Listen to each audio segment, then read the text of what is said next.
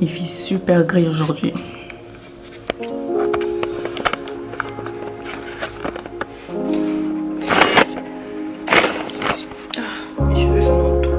Mes cheveux sont dans tous les sens. Attendez, je fixe tout ça. J'ai dormi sans foulard parce que flemme de dormir avec du foulard. Bon, on va fixer ça bien tout à l'heure, n'est-ce pas? Bonjour. Salut. Me voici qui suis de retour. Oh là là, my god. Je me suis réveillée il y a quelle heure? Ouais, il y a une demi-heure. Donc c'est pour ça que j'ai le visage qui est encore kind un peu bouffi là. Ok. Je vais te mettre ici.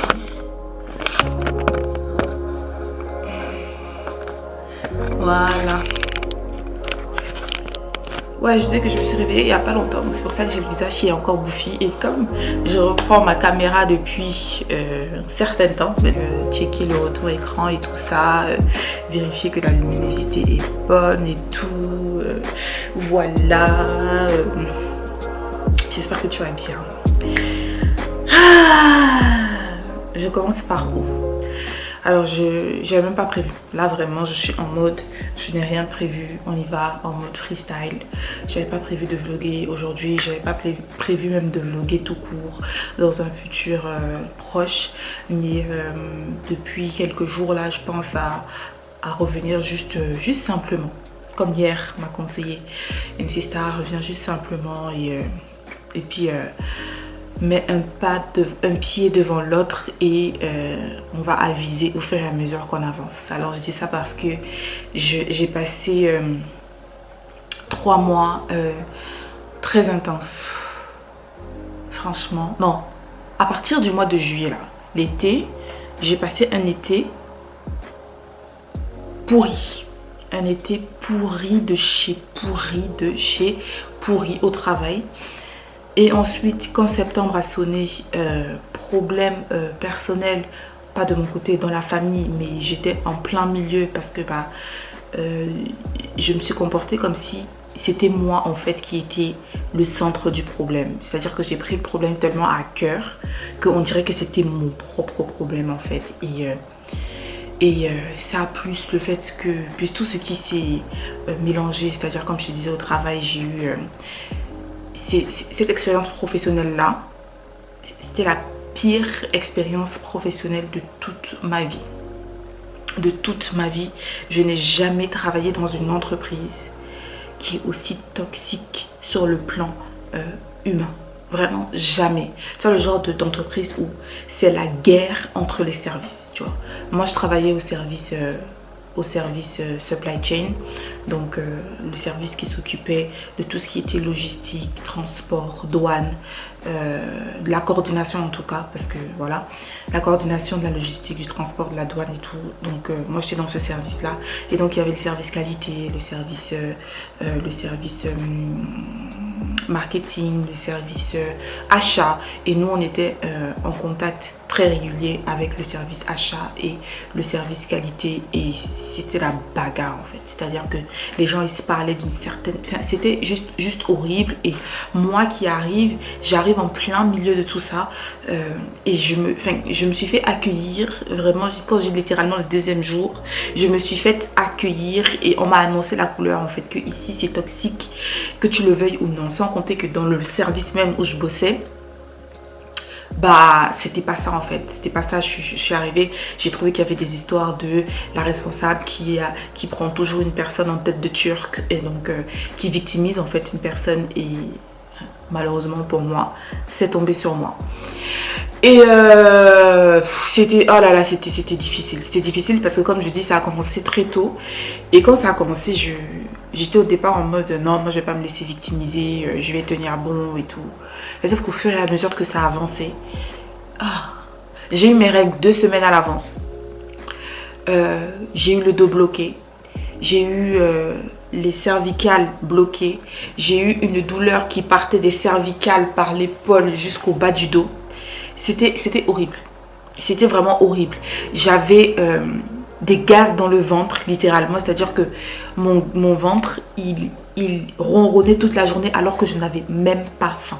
C'est-à-dire que je constatais en fait que dès que j'arrivais au bureau, mon ventre, il se mettait à faire des bruits en fait, tu sais, quand tu as faim. Et dès que je partais, ça s'arrêtait. Tu vois, au début, je me disais non, c'était peut-être parce que j'étais mal assise, peut-être parce que mon pantalon, il me serrait trop et tout. Mais c'est après, en fait, en faisant une rétrospective, que en fait, je me suis rendu compte que non, en fait, c'était le stress de travailler dans un environnement comme celui-là, tu vois. Et moi, je suis du genre, le stress, mentalement, en fait, je le ressens pas des masses, tu vois. C'est toujours mon corps, en fait, qui m'alerte pour me dire, là, tu es sous une grosse pression, en fait, il va falloir que tu relâches, que ce soit par des douleurs, comme je t'ai dit, que ce soit physiologiquement, comme je t'ai dit, les règles qui se déclenchent en avance, et sachant que de toute ma vie, là, c'est la deuxième fois que j'ai des règles en avance dues au stress. Deuxième ou troisième fois que j'ai des règles en avance dues au stress. J'ai commencé à régler à 12 ans pile, parce que j'ai réglé 2 semaines après mon anniversaire de 12 ans. Aujourd'hui, j'ai 29 ans. Donc, en 17 ans de règles, c'est la deuxième ou troisième fois. Donc, le fait de revenir un peu dessus et de me rendre compte de tout ça, de me dire, waouh, c'était rien que d'y penser, ça me donne des bouffées de chaleur. Vraiment, comment cette expérience a été. Et du coup, bah, je me suis dit, je ne suis pas venue laisser ma santé ici, en fait. Non, non, je ne suis pas venue laisser ma santé ici. Je ne suis pas venue laisser ma santé ici. Et en fait, il y a eu un gros clash avec ma responsable. Quand je dis même gros clash, c'était dans le sens, elle m'a pris à partie. Elle a commencé à mal me parler. Ça, c'est le genre, j'arrive au bureau. Le process est changé tout le temps. Parce qu'en fait, si tu veux, moi, sur ce poste-là, c'était un métier que je découvrais. Ok, globalement, oui, j'avais des notions sur le transport, mais sur les tâches, en fait, que je devais faire, je découvrais tout. Que ce soit les ERP sur lesquels il fallait travailler, donc les logiciels sur lesquels il fallait travailler, c'était des logiciels avec lesquels je n'avais jamais travaillé. Donc, que je devais découvrir, apprendre. Les process aussi, pareil. Je devais apprendre. Heureusement pour moi, cette année, j'ai fait une formation diplômante responsable petite et moyenne structure pour mes projets personnels. Et dans cette formation-là, on a vu Excel et on a vu de la compta. Mais côté compta, on s'est concentré plus sur la compta analytique. Parce qu'en fait, en compta, tu as la compta générale et tu as la compta analytique. La compta générale, c'est tout ce qui est basique, saisie de facture, nanana. La compta analytique, c'est là où tu calcules les chiffres, tu calcules tes seuils de rentabilité, tu fais des prévisions de vente, des prévisions de c'est ça. Donc, on s'était concentré plus sur ça parce que, comme je dis, la formation avait une option créateur d'entreprise. Et moi, c'était vraiment pour mes projets de création en fait d'entreprise que j'ai décidé de faire cette formation, si tu veux. Donc, c'est un BTS en accéléré, un BTS que j'ai fait en accéléré sur 6 mois. Voilà. On a juste donné le titre et tout. Donc, tout ce qui est compta et tout ça, moi, dans mes études normales, j'ai fait un BTS commerce international. On n'a pas vu ça. Tu vois ce que je veux dire? La compta, j'avais zéro notion.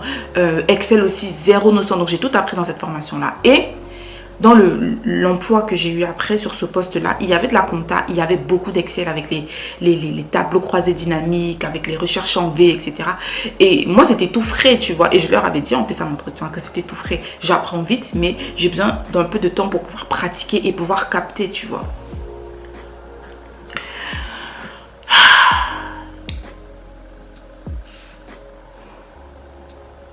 C'était dur. C'était chaud. Donc, le temps d'être formée sur les ERP, sur les process et tout. Parce qu'avant que je n'arrive, la responsable avait déjà des bifs avec la nana justement qui m'a formée.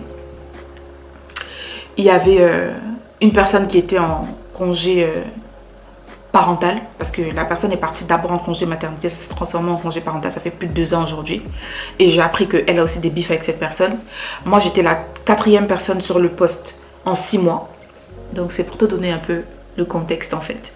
Et le caractère toxique de la boîte en elle-même et du service en lui-même particulièrement. Donc c'était en mode, quand je suis arrivée, on me formait sur une nouvelle tâche chaque jour. Une nouvelle tâche chaque jour. Et quand je te dis tâche, c'est pas une tâche cliquer, entrer, cliquer, machin. Non. C'est tu dois aller là-bas, tu dois rentrer dans Outlook, tu dois rentrer dans l'ERP, tu dois enregistrer là-bas, tu dois faire un mail ici, tu dois... Tout ça dans une tâche. Et je voyais une tâche par jour. Alors quand on a fait le récap du passage de la période d'essai, je leur ai expliqué à ma N+1, du coup ma responsable directe, et le N+2, donc responsable du service, parce qu'il était responsable du service compta et du service import-export en fait. Et expliqué que j'avais besoin de temps, que j'ai besoin qu'on me laisse un peu de temps, et pour que je puisse bien assimiler tout, sinon ça pouvait pas marcher. Ah oui, oui, pas de souci, t'inquiète et tout, machin. Mais ma responsable a mal pris le fait que je demande ça. Et à partir de ce moment-là, elle avait décidé qu'elle allait me pourrir la vie en fait. À partir de ce moment-là, elle avait décidé qu'elle allait me pourrir la vie. Elle a commencé à changer les process. Ah oui, mais t'as dit de faire comme ça, mais en fait il faut pas faire comme ça, il faut faire plutôt comme ça. Je lui ai demandé, t'es sûr? Parce que moi en tant qu'opérationnel, du coup, c'est moi qui le fais au quotidien. Et je sais que la façon dont A m'a demandé de le faire, c'est ça qui est mieux en fait. Parce que c'est ça qui marche mieux. Mais non, il fallait pas faire, il fallait faire comme la responsable a dit. Donc j'ai dit ok, pas de souci. Donc le temps de réassimiler encore le process, le lendemain du jour où le process a changé une énième fois. Donc là je te raconte ce qui a fait que j'ai pété un câble et que j'ai pété un câble, que je me suis dit non, là il faut que ça s'arrête en fait. Parce qu'en fait j'ai même pas fait de coup d'éclat, hein, tu vas voir. Et du coup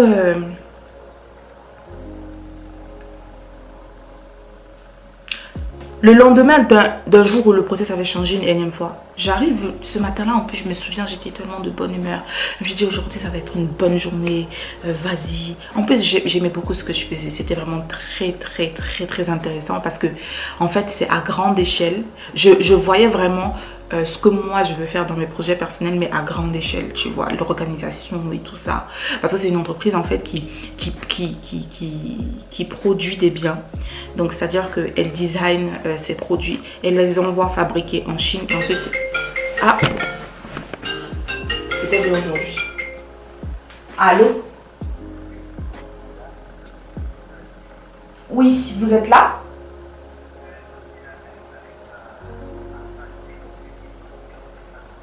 Ah d'accord, ok, ben, je vais descendre vous chercher, je suis là dans 5 minutes, hein, parce que le temps de traverser la résidence, ouais, j'arrive.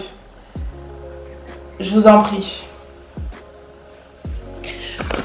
Bon, j'ai mon rendez-vous d'entretien de l'appartement, donc du coup, je te reprends dès qu'il a terminé.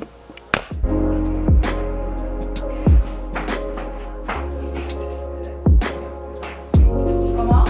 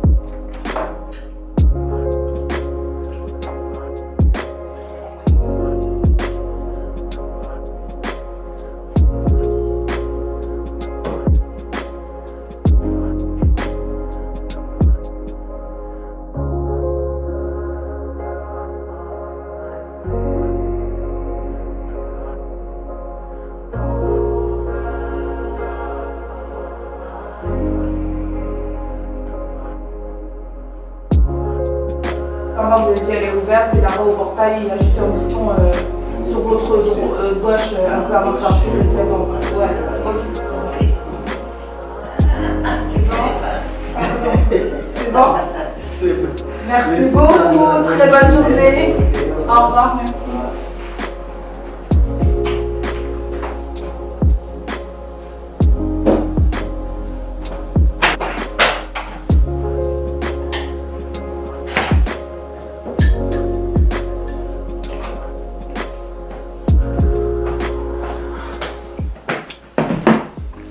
Donc, me voici de retour.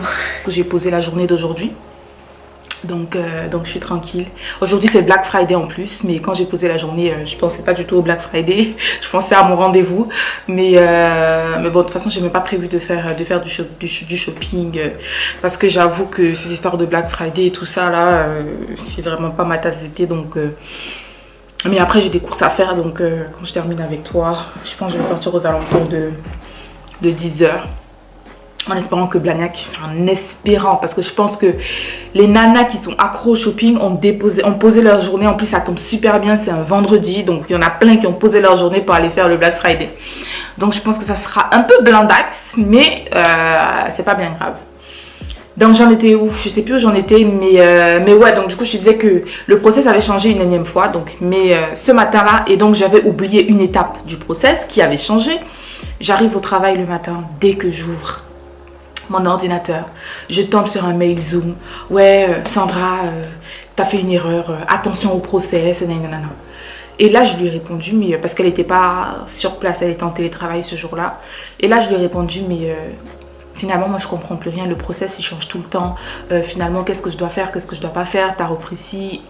Je lui pose des questions, en fait. Et là, elle s'énerve, oui, faut pas me prendre, ne me prends pas de suite, faut pas me pousser vers l'étau. Enfin bref, elle a utilisé un français compliqué, un français, en gros, elle m'a pris à partie. Et là, quand je vois ça, pendant que je suis en train de dire, oui, il faudrait peut-être envisager que le problème, c'est pas toujours les autres. Et là, quand je lis ça, je me dis, mais de quoi elle parle? De quoi elle parle, en fait? Elle me connaît où? Ça faisait même pas un mois que j'étais dans la boîte, hein.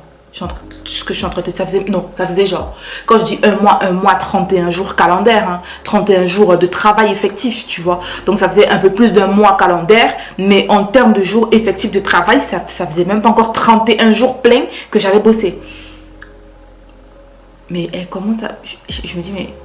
Donc le temps que moi, je suis sous le choc à me dire, attends, c'est peut-être pas ce que tu crois, elle veut peut-être pas dire ça, reste tranquille, réponds surtout pas parce que tu vas répondre à chaud. Le téléphone sonne. C'est elle qui appelle. Et là, je décroche. Oui, bonjour. Elle veut directement commencer à m'enchaîner au téléphone. Elle commence. Après, je lui dis non, par contre, s'il te plaît, là, je ne suis pas en état de pouvoir te parler. Tu vois, je suis pas en état de pouvoir te parler parce que je ne comprends pas pourquoi tu me dis ce que tu me dis. Et là, tout de suite, vraiment, je ne peux pas avoir une conversation sensée avec toi. Donc, moi, je vais revenir vers toi quand je serai plus calme. Et vraiment, je parlais vraiment comme ça, hein, avec une voix calme, tranquille. Je dis, je reviendrai vers toi quand je serai plus calme pour qu'on puisse avoir une conversation. Et quand j'ai fini, j'ai raccroché. Donc, je lui ai raccroché au nez. Mais j'ai fait exprès. J'ai fait exprès parce que je savais qu'en faisant ça, ça allait déclencher ce que je voulais que ça déclenche plus tard, c'est-à-dire que le N+4 soit au courant. Parce que le N+4, du coup, c'est le PDG de la boîte. Et vu que je travaillais, ben, du coup, sur au siège social, ben, en fait, le PDG, son bureau, il était juste à 2 pas d'une autre, en fait. Parce que, voilà, il était juste à 2 pas d'une autre. Donc, je savais qu'elle allait aller se plaindre chez le PDG direct, hein, parce qu'il fallait me faire peur et tout. Mais moi, je voulais qu'il soit au courant de ça, en fait. Qu'il soit au courant de comment ça se passe, en fait. Parce que tu peux pas avoir une entreprise où les services, ils se tapent dessus, où les gens se mettent en arrêt, où les gens, où l'ambiance est toxique. Et toi, tu es là, tu fais rien, tu dis rien, tu vois. Donc, et effectivement, elle a appelé le PDG qui m'a convoqué dans son bureau quelques 10 minutes plus tard. Quand j'arrive dans son bureau, il me demande de lui expliquer ce qui s'est passé. Je commence à expliquer et tout. Après, il commence à me couper la parole. Il commence à... Tu vois le genre, on te fait vanne, oui, je suis là pour t'écouter, mais en fait, je suis pas là pour t'écouter, je suis là juste pour te remonter les bretelles, en fait, tu vois. Donc il a terminé de parler, il a terminé de faire son speech et tout. Et quand je me suis rendu compte qu'en fait il me dit de parler mais il veut pas que je parle, il m'étouffe et nanani nanana pour me dire comment j'ai eu tort. Parce que quand même c'est ma responsable, etc. Je lui dis mais écoutez en fait le raisonnement, parce que moi si j'en arrive au point aujourd'hui de lui raccrocher au nez, c'est parce que ça s'est accumulé en fait. Au fil du temps, ça s'est accumulé. Des remarques, des réflexions, des ci et des ça et des machins. Qui a fait que c'était soit je le raccrochais au nez comme j'ai fait, soit je me mettais à gueuler comme une dingue. On allait m'entendre dans tout l'étage. Et après, je me suis dit non, je préfère faire ça que de gueuler et puis qu'on me dise encore ouais, les noirs, the angry black woman et blablabla. Tu vois ce que je veux dire? Donc, comme moi je vois qu'il commence à faire ça, j'étouffe. Je commence tellement à étouffer que j'ai commencé à pleurer. Et quand je te dis, j'étais tellement étouffée que j'ai commencé à pleurer. Oui, mais vous ne mettez pas dans cet état-là, pourquoi vous pleurez? Nanana. Après, il me regarde, il me dit, vous avez des problèmes personnels? Je lui dis non. Je lui dis non, et encore heureux. Parce que t'imagines, moi dans ma vie perso, si j'avais des problèmes dans ma vie perso, parce que les problèmes là dont je te parlais après, ça n'avait pas encore commencé. Et encore, comme je dis, c'était même pas mes propres problèmes, mais bon, ça n'avait pas encore commencé, tu vois. Donc, j'avais pas de problème dans ma vie personnelle. Moi, Sandra, en tant qu'être humain, aucun problème. Et là, je me dis, heureusement que moi j'ai une vie qui est plutôt calme, qui est plutôt tranquille et posée, j'ai pas de problème et tout. Parce que si non seulement j'ai des problèmes personnels et que j'arrive au travail, on me casse la tête encore comme ça à me faire des trucs, mais je comprends pourquoi les gens ils se mettent en burn-out. Tu comprends pourquoi il y a des gens vraiment, ils en peuvent plus. Tu comprends pourquoi il y a des gens qui sont tellement fragiles qui se suicident. Tu comprends pourquoi il y a des gens qui sont... Tu comprends en fait. Parce que quand tu vois certaines atmosphères toxiques de certains environnements de travail, tu te dis mais c'est pas possible en fait. Mais bon, c'est la nature humaine. C'est la nature humaine.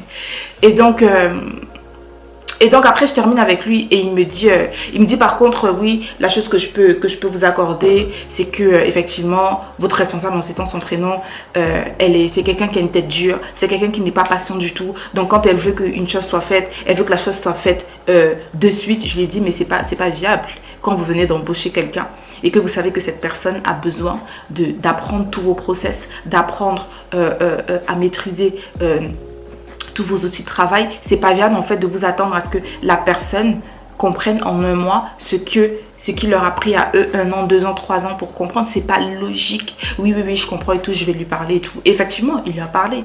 Il lui a parlé et puis moi il est revenu me voir en me disant oui, je lui ai parlé, elle a dit qu'elle a compris qu'elle allait faire des efforts et tout, nanana. Donc moi je me dis, quand il me dit ça, je me dis ah super.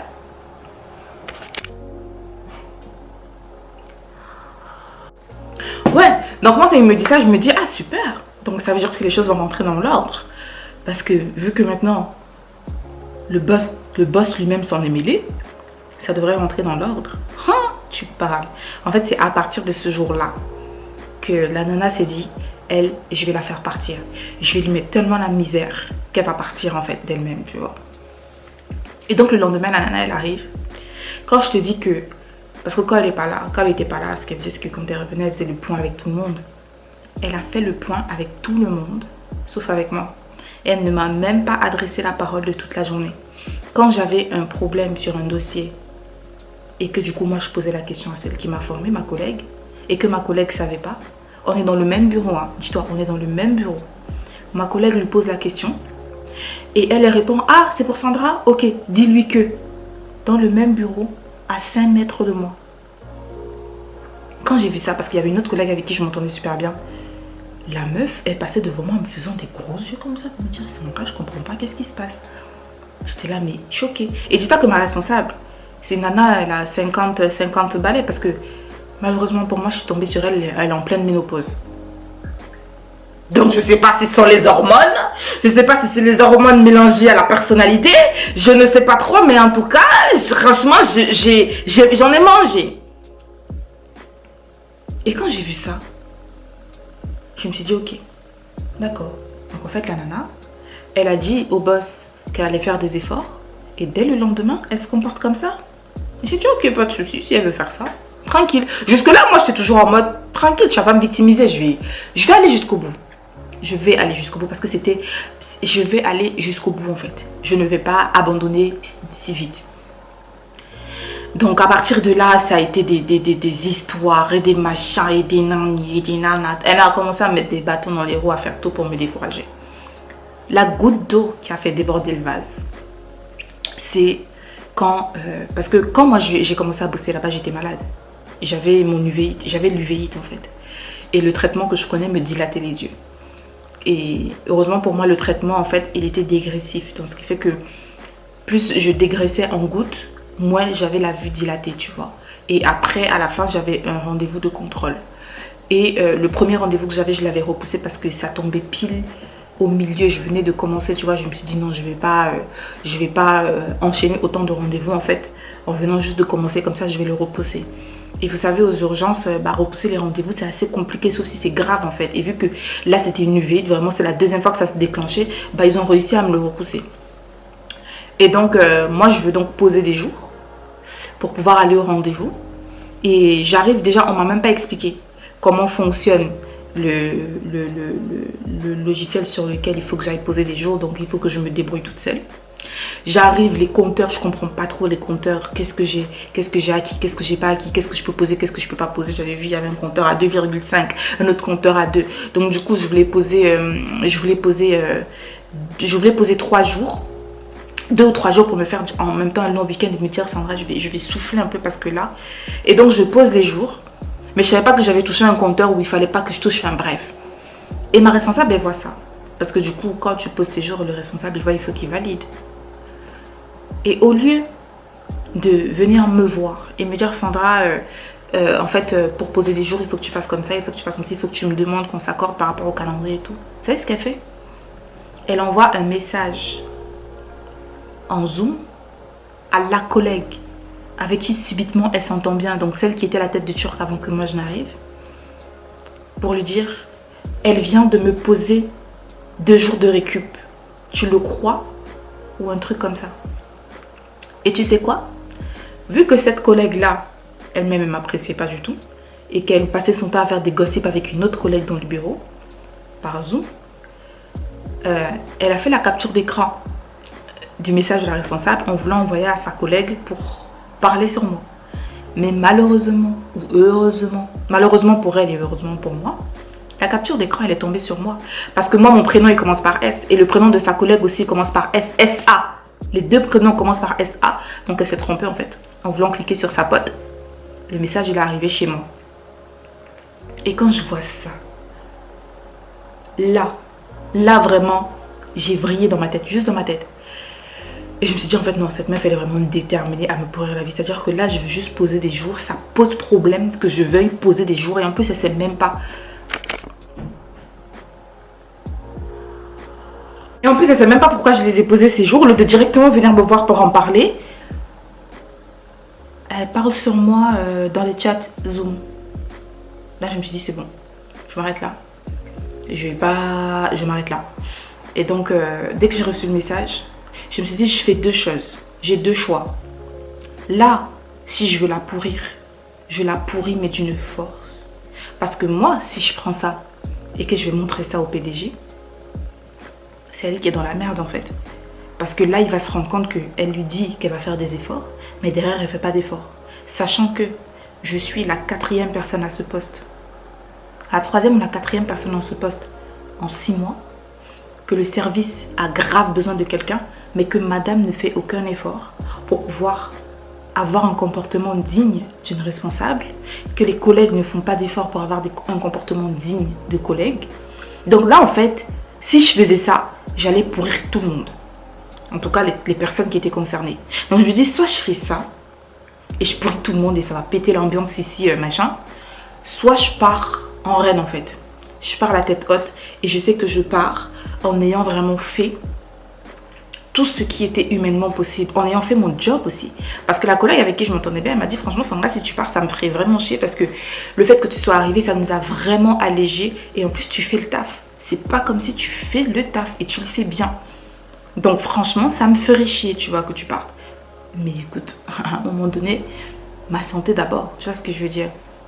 Et donc comme je dis, j'avais ces 2 choix là, mais je me suis dit, tu sais quoi, je vais partir en reine. En sachant que j'ai fait de mon mieux, j'ai vraiment fait tout mon possible pour faire les choses comme il fallait. Mais malheureusement pour moi, c'était juste physique en fait. Cette femme, elle pouvait juste pas me voir. Et voilà, il faut qu'il y ait des expériences comme ça dans la vie, c'est utile aussi, tu vois. Donc, quand j'ai reçu le message, j'ai commencé du coup à discuter avec la collègue parce que moi, je me suis dit que moi, elle m'a envoyé la capture d'écran pour me prévenir. En fait, non, c'est après que j'ai compris que la capture d'écran, elle est arrivée chez moi par erreur. Par erreur. Enfin, oui, par erreur. Mais merci Seigneur. Tu vois. J'ai commencé à discuter avec elle et que du coup j'ai commencé à lui poser des questions et tout. Ah oui mais tu sais je sais pas et tout. C'est dans ces réponses en fait que j'ai compris que la capture d'écran elle est arrivée par erreur et que c'était pas pour m'en parler genre. J'ai dit ok. Je suis allée voir mon N+2, je lui ai dit je m'arrête. Parce que mon N+2 il avait déjà été au courant en fait du clash qu'il y avait eu. Parce qu'il n'était pas là quand ça s'était passé. J'ai dit je m'arrête. Quand je dis ça il a soulevé les yeux. Après il est revenu. Il me dit d'accord ok. Il m'a même pas demandé pourquoi. Il a même pas cherché à comprendre parce qu'il avait déjà compris. Et 2 jours plus tard c'était terminé.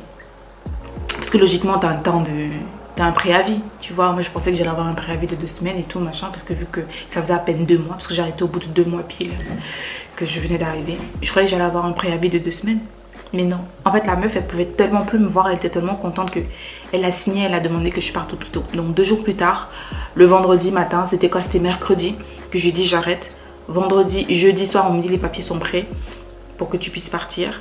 Vendredi matin, j'arrive, 9 h, mon N+2 me fait signer et il me dit Sandra, si tes affaires sont en ordre, tu peux partir. Et moi, je comprends pas. J'ai dit, mais partir genre partir genre à midi parce que moi, j'avais pas compris qu'il me disait tu peux partir tout de suite. Il me dit oui, il me dit oui, tu peux partir. T'inquiète pas, la journée ne te sera pas décomptée. On va pas s'acharner plus que ça. Du coup, j'ai dit ok. Je suis allée, j'ai mis mes affaires en ordre et tout, transféré les dossiers qu'il y avait à transférer, briefé ma collègue sur les dossiers qui étaient en cours, etc. Et j'ai rangé mes affaires et je suis partie.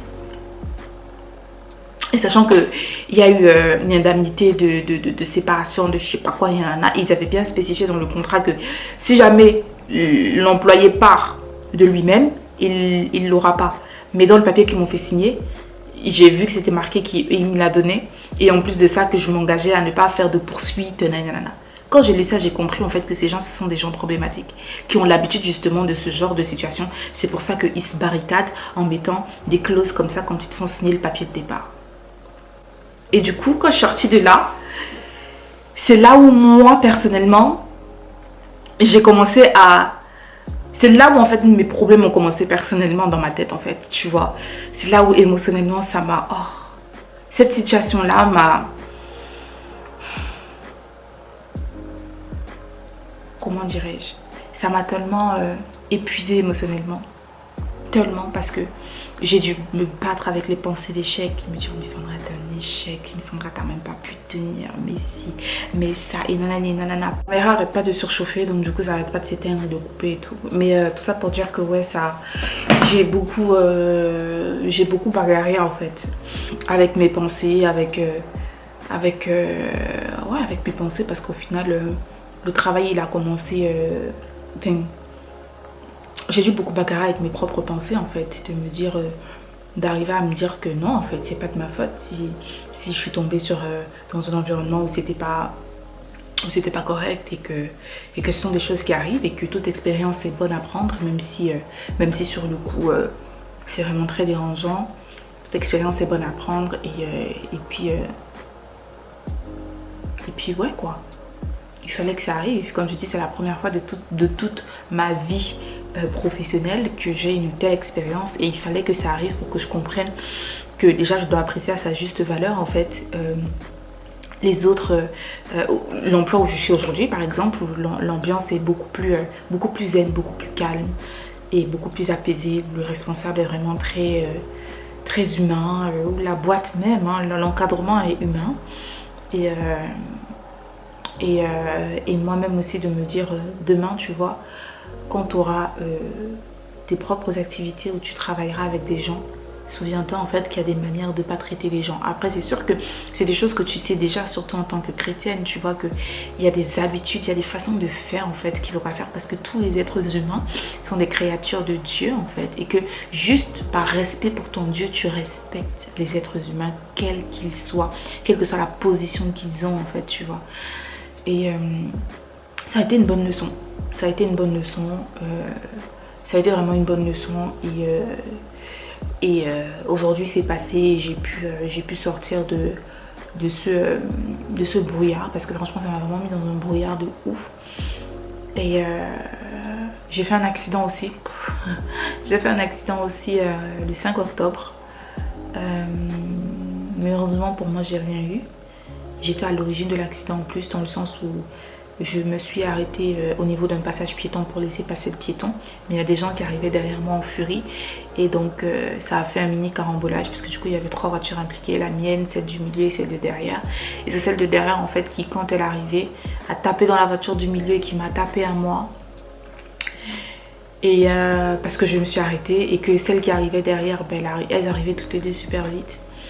Mais moi j'ai rien eu. Leurs 2 voitures ont eu des dégâts, la mienne non. Donc vraiment encore une fois de plus, vraiment merci Seigneur. Parce que quand j'ai entendu le bruit derrière, j'étais sûre que c'était ma voiture qui avait été emboutie. Donc quand je sors en mode purée, ça y est, c'est fichu, j'ai plus de voiture.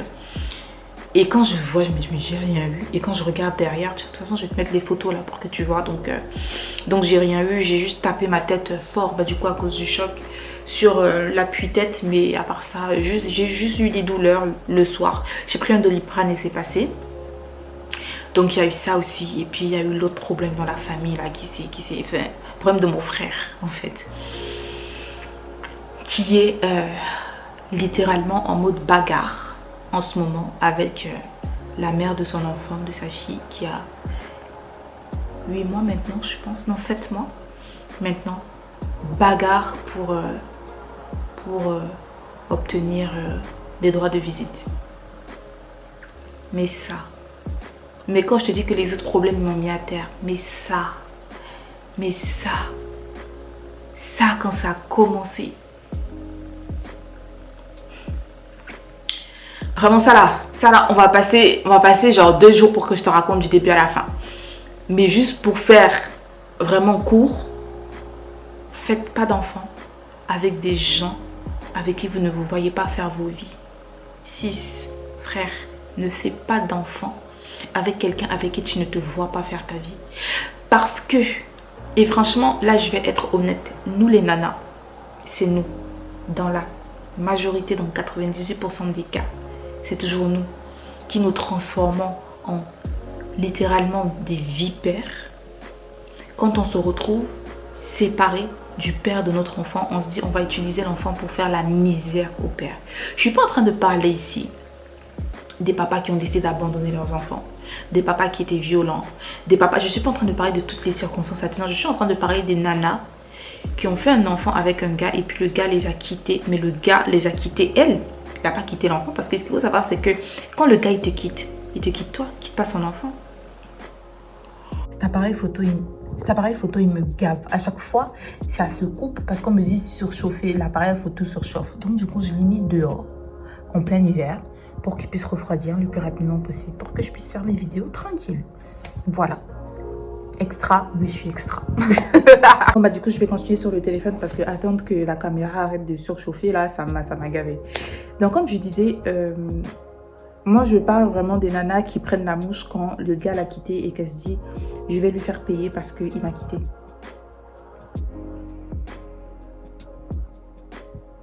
Mais je vous dis que cette histoire, je ne peux pas rentrer dans les détails parce que forcément, comme je l'ai dit, ce n'est pas mon histoire personnelle à moi.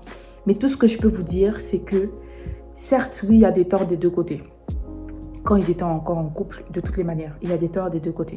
Mais à partir du moment où ils se sont séparés, parce que c'est mon frère du coup qui a quitté la nana, parce que ça se passait très mal dans leur couple. D'ailleurs, ça se passait tellement mal qu'ils se sont dit, tiens, on va faire un enfant. Écoute, la logique, elle est où? On ne sait pas. Mais voilà. Il a décidé de la quitter. La petite avait 3 semaines quand il a décidé de la quitter. Mais comme je dis, le gars, il te quitte pas son enfant. Donc, il a le droit d'être dans la vie de son enfant. Autant que toi, tu as le droit d'être dans la vie de ton enfant. Parce que aux dernières nouvelles, en fait, il faut être 2 pour faire un enfant. Il faut être 2 pour faire un enfant. Et vouloir mettre de dehors de la vie de l'enfant le père parce que le père t'a quitté, c'est malsain. C'est malsain. Et c'est tellement malsain. Et je suis désolée de le dire, ça fait de toi une mère indigne. Franchement, je vais dire la vérité. Ça fait de toi une mère indigne de décider de chasser le père de ton enfant de la vie de ton enfant juste parce qu'il t'a quitté toi. C'est malsain et c'est indigne de ta part. Parce que il faut être 2 pour faire un enfant et Dieu, il n'était pas fou. Quand il a décidé que c'est un homme et une femme qui doivent faire un enfant, c'est parce qu'il sait que l'enfant a besoin de son père et de sa mère. Donc quand toi, le père ou quand toi, la mère, décide de mettre l'autre parent de ton enfant en dehors de sa vie juste pour te venger parce que tes sentiments ont été blessés et tout ça, ça fait de toi un parent indigne. Donc la bagarre a commencé à ce niveau-là. Elle s'est dit, ah bon, tu m'as quitté? Ok, tu verras plus ton enfant. Elle a commencé à se balader, partir, ouais, je vais chez mes parents, si tu veux voir ton enfant, tu te déplaces, tu fais ci, non. Il a fait 6 mois sans plus revoir son enfant. Et c'est nous, ma soeur et moi, qui lui avons conseillé, tu sais quoi, franchement, si tu veux vraiment être dans la vie de ton enfant, il va falloir que tu portes cette affaire au tribunal. Parce que c'était en mode, oui, non, nous les Africains, on fait pas ça, non. Je dis, crois-nous, les Africains, de quoi, mon ami, t'as eu un enfant, tu veux être dans la vie de ton enfant, tu veux pas être dans la vie de ton enfant. Et donc, du coup, là, il a entamé les procédures donc chez l'avocat. Ils ont obtenu une date l'année prochaine, en janvier, pour que le juge puisse rendre du coup la décision de justice en fait. Mais entre-temps, tout ce qui s'est passé entre-temps, quand je vous dis tout ce qui s'est passé entre-temps, jusqu'à la fille en est arrivée à dire à mon frère, pourquoi tu ne nous abandonnes pas comme les autres hommes abandonnent les enfants aussi dehors? Legit, like I'm not even kidding. Je suis même pas en train de mentir, je suis même pas en train de... Je vous dis legit. Et ça, c'est juste pour vous donner un aperçu en fait de comment... truc de ouf. Et entre-temps, l'enfant au milieu, il y a des répercussions sur l'enfant. Bien sûr. Il y a des répercussions sur l'enfant. La petite ne mange pas. Elle est toute petite. C'est-à-dire que si vous la voyez, elle est toute petite. Elle ne mange pas. Elle fait que boire de l'eau. Elle va pas à la selle. Elle a des problèmes d'oreille interne et tout. Et tout ça, on s'en est rendu compte comment? C'est que quand on l'a pour le premier week-end, elle mange très bien, tout se passe bien. Le deuxième week-end qu'elle vient, on se rend compte qu'elle ne mange pas.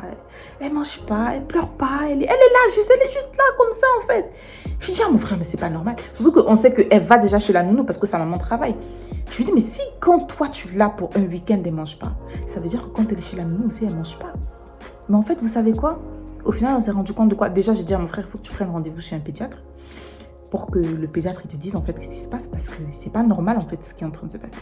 Et quand il arrive chez le pédiatre, c'est le pédiatre en fait qui lui explique que voilà, la petite elle est troublée, elle mange pas parce que si, nanana, elle a un problème d'oreille interne, elle est constipée parce que, nanana. Et quand mon frère il est du coup parti laisser la petite chez le pédiatre parce qu'il l'avait eu en dehors de son temps de visite pour l'amener chez le pédiatre, la nounou elle lui dit oui effectivement, la petite elle mange pas. Et la mère était déjà au courant avant que les visites ne commencent parce que le droit de visite a commencé en septembre. En attendant la décision de justice, les avocats ont trouvé un terrain d'entente sur un droit de visite le week-end, un week-end sur 2, jusqu'à la date du procès. Et quand elle donne la petite à mon frère, elle ne dit pas à mon frère que la petite elle mange pas. Elle ne dit pas à mon frère que la petite va pas bien. Je ne sais même pas si elle savait même que la petite était malade parce que c'est quand mon frère l'a ramenée du pédiatre que il a dû acheter les trucs à inhaler là pour la petite, qu'elle s'est rendue compte que l'enfant avait un problème d'oreille interne et tout ça machin. Mais elle savait que la petite elle mangeait pas, mais elle n'a pas dit à mon frère parce qu'elle espérait qu'il se passe un truc, je ne sais pas quoi, pour pouvoir utiliser ça et dire ah depuis que mon enfant va chez son père, l'enfant ne mange pas, donc ça veut dire que son père est toxique, alors que depuis le départ, elle mange pas. La meuf, elle allaite, mais elle boit de l'alcool. Alors qu'elle sait très bien qu'elle ne doit pas boire de l'alcool pendant qu'elle allaite. Et donc, ça altère le lait. Et la petite, elle refuse. C'est-à-dire que quand elle arrivait et que du coup, elle pompait le lait et tout, la petite, elle ne prenait pas son lait. Elle mangeait tous les autres trucs. On lui faisait des légumes, des petits pots, des machins. Elle prenait ça, mais elle ne prenait pas le lait de sa mère. Donc, ça se dit, mais c'est bizarre quand même. C'est bizarre. Alors que le premier week-end, oui, tu vois. Mais en fait, à partir du week-end où mon frère, il a commencé à prendre l'enfant, la nana, elle a commencé à se lâcher. Quand il prend l'enfant, moi je sors, je bois. Et comment on sait? Parce que ce n'est pas des allégations, c'est qu'un pote de mon frère l'a croisé en boîte, l'a croisé en soirée, et il l'a vu en train de boire de l'alcool. Il dit, mais... Et c'est comme ça en fait que lui, il le rapporte à mon frère. Mon frère lui a juste dit, la prochaine fois que tu la vois comme ça, prends une photo. Parce que là, c'est clair que même si on va le dire comme ça, on ne pourra pas nous croire, tu vois. Et donc tout ça, et comme je dis, je survole vraiment tout ce qui s'est passé. Et là, moi, quand je vois ça, quand je dis que ça m'a affectée, je me dis, mais c'est pas possible. C'est pas possible qu'on vienne revivre 30 ans plus tard des choses que nous-mêmes on a vécues en tant qu'enfants C'est-à-dire qu'on vient, on vient refaire les mêmes erreurs aujourd'hui, 30 ans plus tard, que nos parents ont fait, qui nous ont fait autant de mal et aujourd'hui on répète la même chose.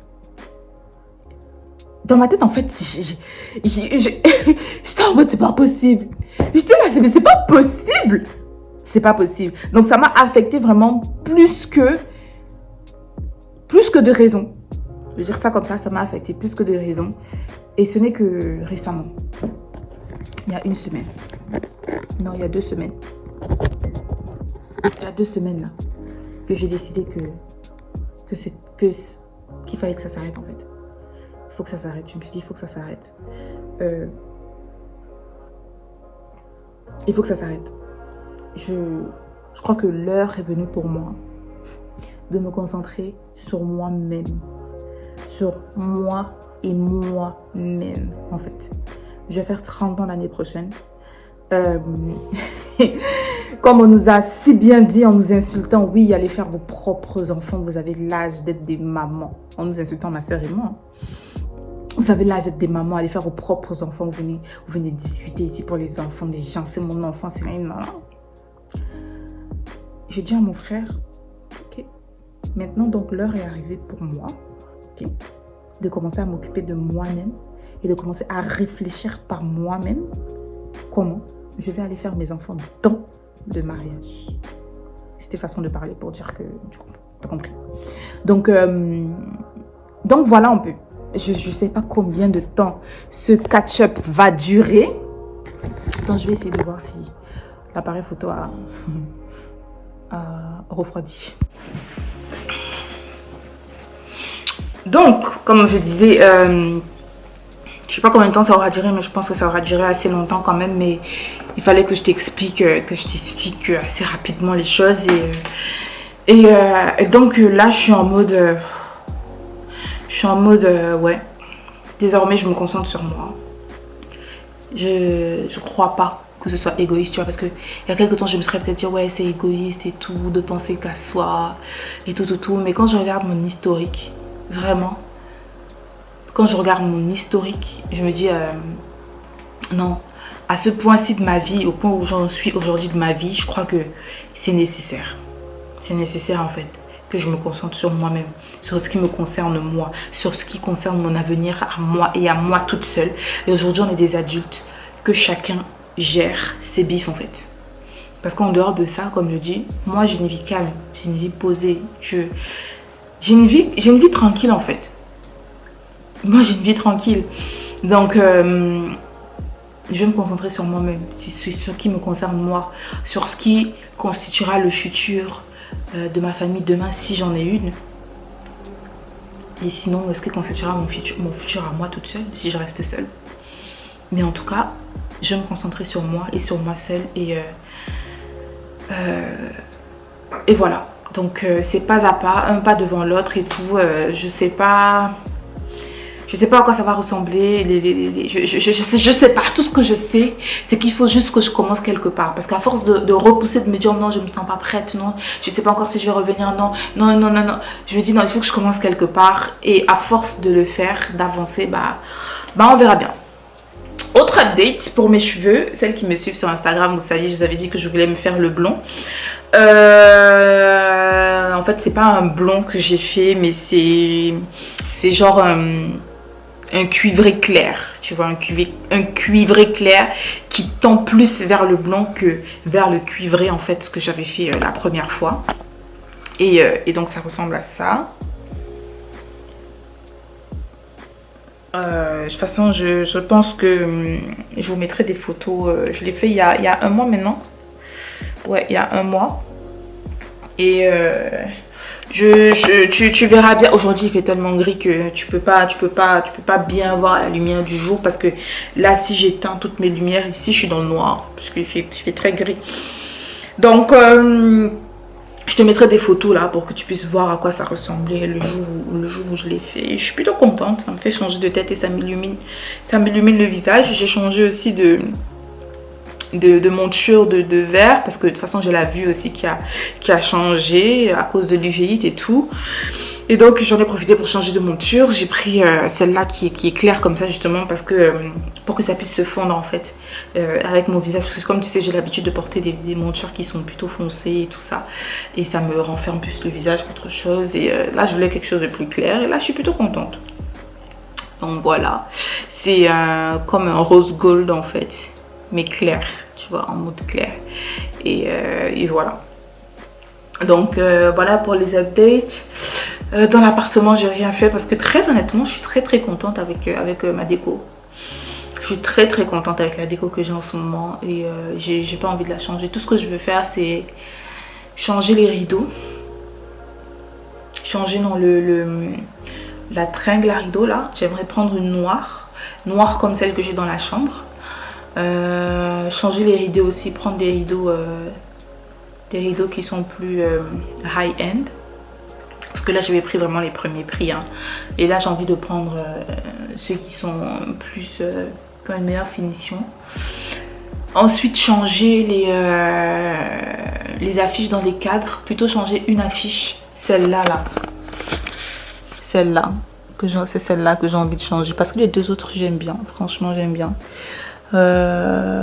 Et peut-être changer ce qu'il y a sur le meuble et tout, je vais voir, mais j'avoue que franchement je suis très satisfaite avec ma déco. Ah, et j'ai acheté des pampas aussi que j'ai rajouté là dans ce vase là. Mais sinon ouais, ma déco je suis vraiment très bien avec, que ce soit ici au salon, que ce soit dans la chambre, que je suis bien. J'ai finalement trouvé le style qui me va bien, donc j'ai pas envie de faire de grands changements. Et aussi et voilà quoi. Voilà pour les updates et voilà, j'espère que tu vas bien. Dis-moi comment toi tu vas dans les commentaires. Et je suis de retour et puis on verra bien comment ça se passe hein. Au niveau de la salle de sport, je me suis inscrite dans ma nouvelle salle de sport, super bien et tout machin. Il m'a appris les mesures, mon poids, mon taux d'hydratation, mon IMC, mon âge métabolique. J'ai découvert qu'en fait tu as deux âges. Tu as l'âge physique et tu as l'âge métabolique. Ça veut dire que ton métabolisme en fait peut vieillir plus rapidement en fait que ton âge même, tu vois. Par exemple, moi, âge métabolique, j'ai 35 ans. 35 ans? Ouais. Alors que dans la vie de tous les jours, j'ai 29 ans, tu vois. Ben parce que mon taux d'hydratation n'était pas bon et plein d'autres trucs en fait, tu vois. Mais le coach, il m'a dit que tu peux bien évidemment réduire ton âge métabolique en faisant plus d'activités et en ayant un mode de vie encore plus sain, tu vois. Après, il m'a rassuré sur le fait que déjà, niveau mode de vie, c'est bon, alimentation, c'est bon et tout ça.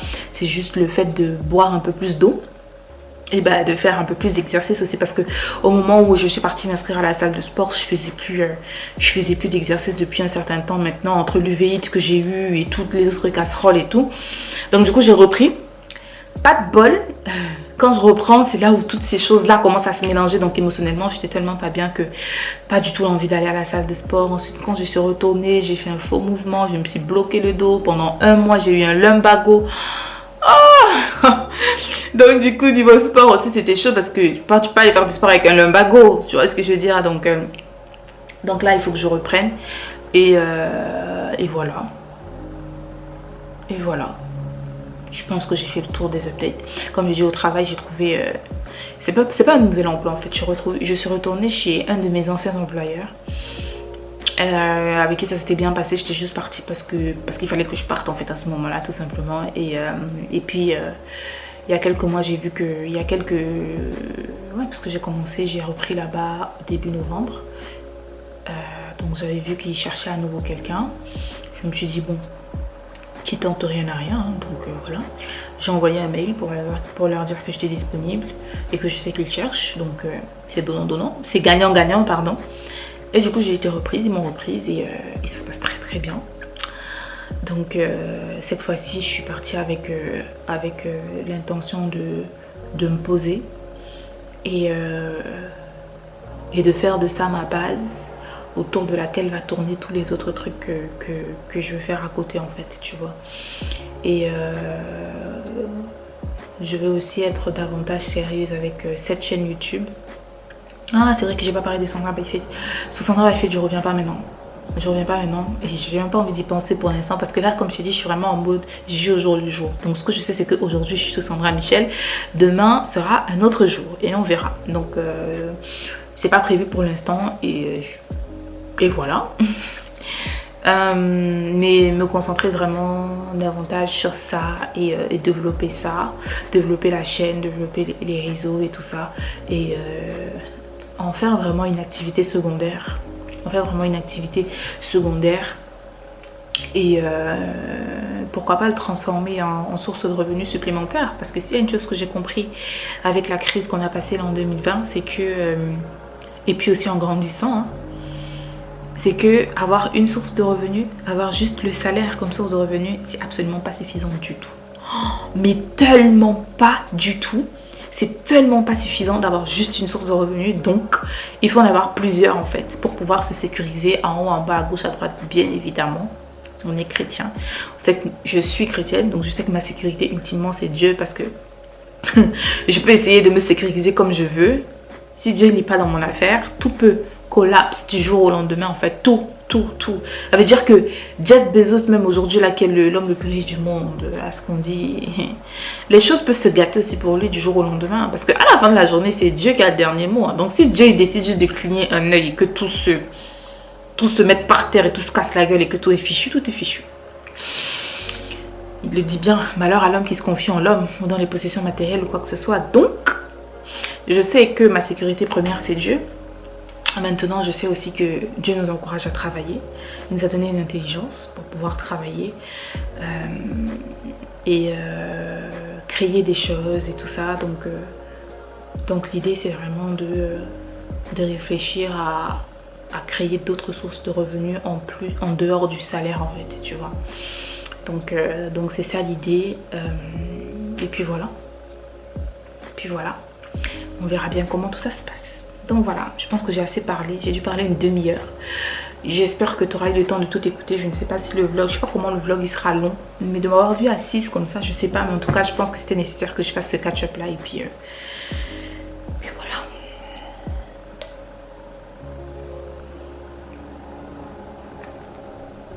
Donc là, je pense que je vais me préparer. Il est quelle heure? 9h47. Là, je vais me préparer et je vais make my way outside. Ouais.